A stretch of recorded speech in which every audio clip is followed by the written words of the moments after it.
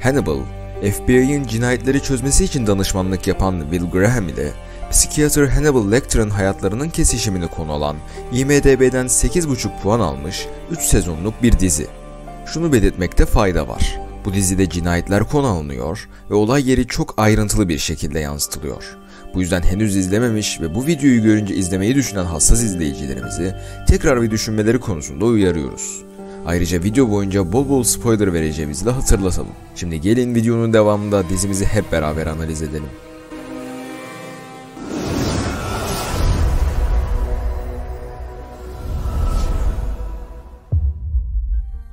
Hannibal, kurgusu ve sanatsal çekimleri asla göz ardı edilemeyecek kadar muhteşem bir dizi. İzlerken bir cinayet daha estetik gösterilemezdi diyeceğinizi tahmin eder gibiyiz. Ancak biz bu videoda dizinin bu özelliklerinden ziyade psikolojik tabanını incelemek istiyoruz. Diziyi izlemiş ancak ayrıntıları unutmuş izleyicilerimiz için hızlıca özet geçelim. Will Graham oldukça yetenekli ve zeki bir özel ajan. Kendisi hem FBI akademisinde dersler veriyor hem de olay yerine giderek katille empati kurma yeteneği sayesinde cinayetin nasıl işlendiğini kafasında canlandırabiliyor. Bu yüzden Will Graham, FBI için oldukça kilit bir karakter. FBI'ın davranış bilimleri bölümündeki sorumlu ajan olarak görev yapan Jack Crawford ise Will'i görevlere atamakta. Aynı zamanda Will'i Hannibal'la tanıştıran da kendisi. Hannibal ise çok zeki bir psikiyatr. Will ile aralarında zamanla resmi olmayan bir hasta doktor veya Hannibal'ın gördüğü açıdan bir dostluk ilişkisi gelişiyor. Ancak sorun şu ki, Hannibal FBI'ın uzun süredir aradığı azılı katil Chesapeake Ripper'ın ta kendisidir ve toplum içindeyken bir maske takmaktadır. Dizinin 2. ve 3. sezonlarındaysa Will ve Hannibal'ın zihin savaşı karşımıza çıkar. Diziyi izleyen pek çok izleyicimizin bu diziyi polisiye mantığıyla takip ettiğini düşünüyoruz. Ancak sizlerden talebimiz bu videodan sonra diziyi bir de psikolojik olarak yorumlamanız.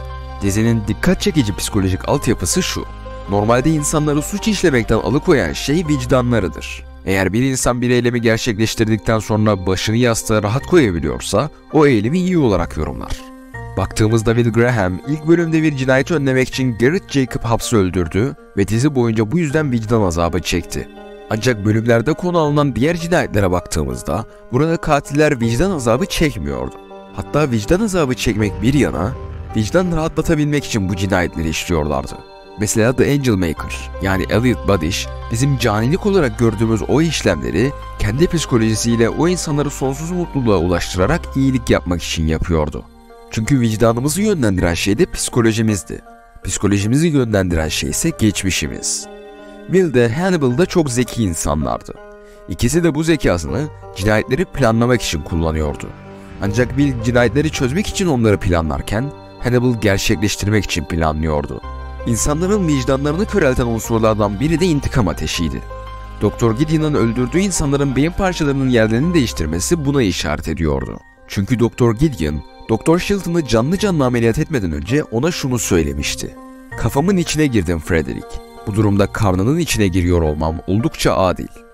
Çünkü insan bilinçaltında şunu düşünür: kendime yapılmasını istemediğim bir şeyi başkasına yapmamalıyım. Ama madem bu bana yapıldı, o zaman bunu yapmaktan beni ne alıkoyar ki? İntikam ateşinin vicdanı perdelemesi işte buradan geliyor. İnsanları suç işlemeye sevk eden şeylerden bazıları da psikolojik değil nörolojik olabilir. Bunu Will'in beyin iltihabından etkilenmesinde büyük ölçüde gördük. Evet, belki Will bu iltihabın sebep olduğu ataklar sırasında birilerine zarar vermedi. Ancak bu veremeyeceği anlamına gelmiyordu. Bir başkasının beynindeki tümör frontal lobu etkileyebilir, bu da onu bilinç dışı hareketler yapmaya itebilir. Bu hareketlerden biri de cinayet işlemek olabilirdi. Ortada bir ceset bulunduğunda ve katilin bu eylemi gerçekleştirdiğinde bilincinin yerinde olmaması durumunda cinayet suçunu inkar mı edecektik? Yoksa bu suçu ortak edeceğimiz başka suçlular mı bulacaktık? Sonuçta bilinçsiz eylemlere izin verilmesi sorumsuzluk suçundan kaynaklanmaktaydı. Bu durumda cinayet suçunu bilinçsiz katile mi yoksa bilinçli sorumsuza mı yüklemeliydik? Will'in mahkeme sürecinde de işte bu ikilemin getirilerini detaylıca gördük. Tüm bunların yanında toplumun bireylere dayattığı kimlikler de suçlara sebep olabiliyor.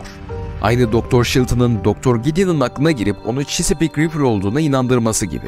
Gerçekte masum olup insanlar tarafından hırsızlık yapmakla suçlanan bazı kişiler bir hırsıza dönüşürler.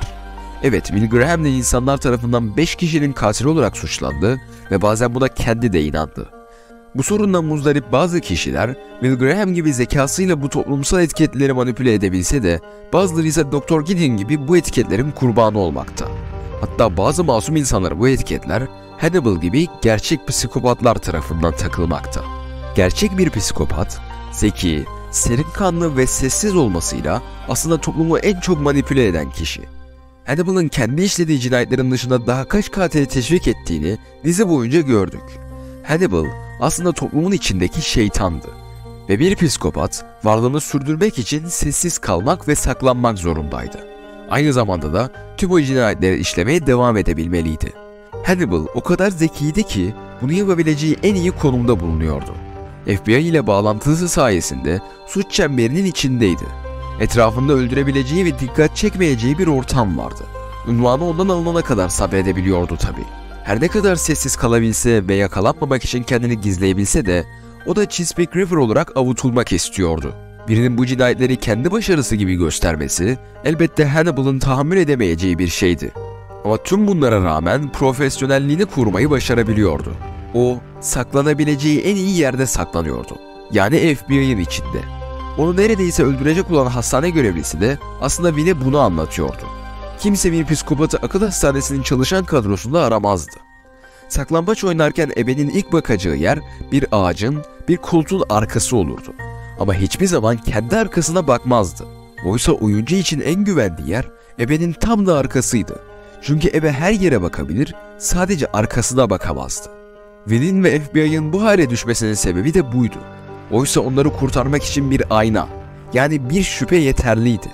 Ancak onlar Hannibal'a öylesine güvendiler ki onun bu güven perdesinin ardında saklanmasına izin verdiler. Toplumun şeytanları en iyi saklanabilecekleri yerde, yani toplumun içinde. Toplumun şeytanlarının aklını çelen şeytanlar da en iyi saklanabilecekleri yerde, yani onların içinde. En nihayetinde içimizdeki şeytan aramızdaki şeytanı var ediyor. Peki aramızdaki şeytandan nasıl kurtulacağız? Evet, kurban adayıyla empati kurmak, suçu işlemeye karşı kendimizi engellemek için bir yöntem olabilir. Bu, kendimizin işleyeceği bir cinayeti durdurabilse de, toplumda gerçekleşen cinayetleri tetikleyen de bu toplumun potansiyel katiller üzerinde yarattığı baskı unsurları. Peki biz toplumsal adaleti sağlamak adına katille ne kadar empati yapıyoruz?